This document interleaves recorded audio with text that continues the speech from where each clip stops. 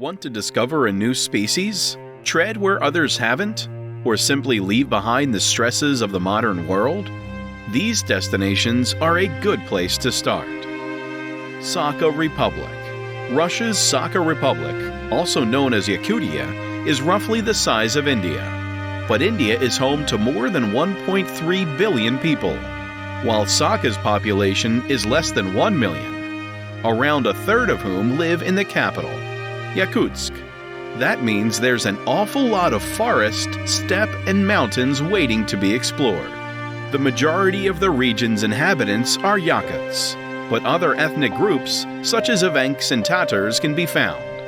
Many still live a traditional nomadic lifestyle, relying on hunting and reindeer herding.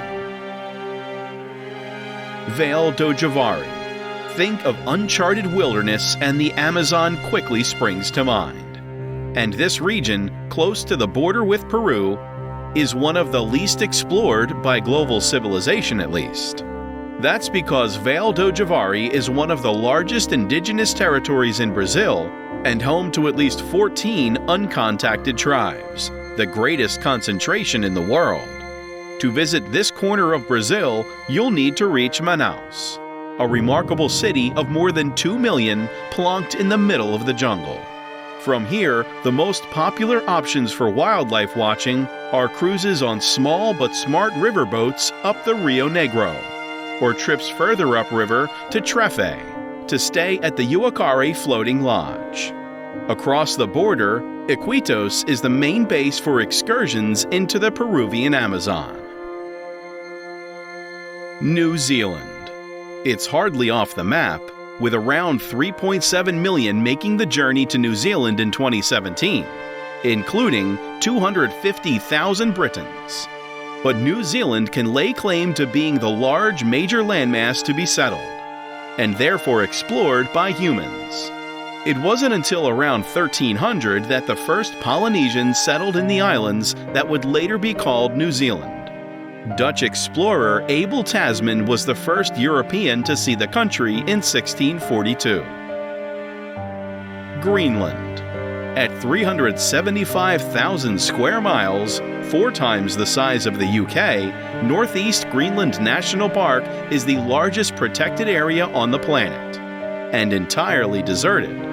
There are no permanent human inhabitants, and while scientists come and go in summer, the only people who have regular access to the national park are whalers and sealers from the town of Itakortormit, which itself has a population of only 452.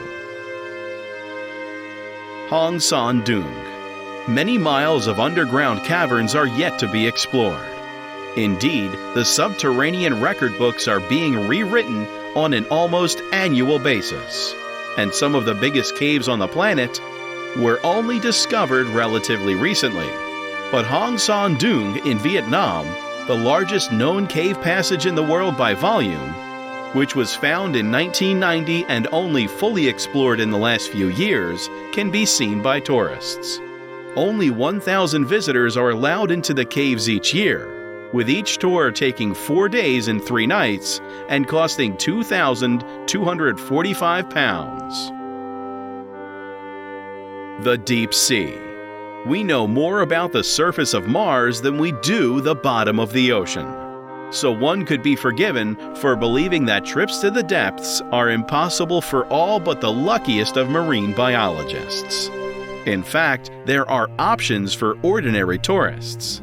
Getting to the very bottom isn't easy. The average depth of the Atlantic Ocean, for example, is 3,646 meters, or 11,962 feet, beyond the reach of all but the most high-tech submarines in the hands of research institutes. So you'll need to be a marine boffin or else very good friends with one. But if you've got $800 in your bank account and are able to get to the Caribbean island of Curacao, you can dive to a depth of up to 1,000 feet, or 320 meters, in Substation Curacao submersible. Cape Melville. The giant granite boulders and dense rainforests of this peninsula on Australia's northeastern tip make it utterly impenetrable. So much so that in 2013, the only way a team of scientists and filmmakers could reach its uplands was by helicopter. The expense was worth it. They discovered 3 new species: a gecko, a skink, and a frog, and were generally amazed by what they described as a lost world. Madagascar. Like New Zealand, Madagascar was only colonized by human settlers relatively recently, perhaps as late as 500 AD, which means it has a wealth of endemic plant and animal species that have survived. Its most unexplored corner is Tsingy de Bemaraha National Park, a labyrinth of limestone that covers a sizable chunk of the island's western half. It is utterly impassable, a maze of crooked canyons, caves, tunnels, and spires, so its animal inhabitants, including Madagascar's famous lemurs, go largely undisturbed. The unique geology also means there are endemic species that have evolved to embrace life among the karst skyscrapers. Rub al Khali. Their very nature of deserts, hot, dry, and inhospitable, makes them largely unvisited. Rub al Khali, meaning literally the empty quarter, seems a good place to start. It is the largest contiguous sand desert in the world, 250,000 square miles of dunes straddling Saudi Arabia, Oman, the UAE, and Yemen, where the only signs of life are scorpions, the occasional bird, or a camel carcass. Namibia. The name Namib translates as vast place, which is apt given that Namibia is one of the least crowded destinations on the planet.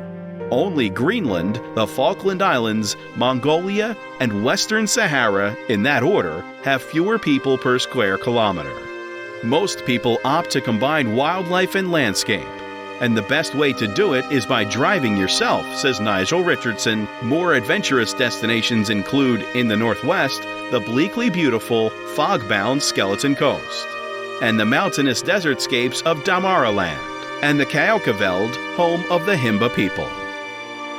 Thank you for spending time with us. We hope you enjoyed the video. Do let us know about your thoughts.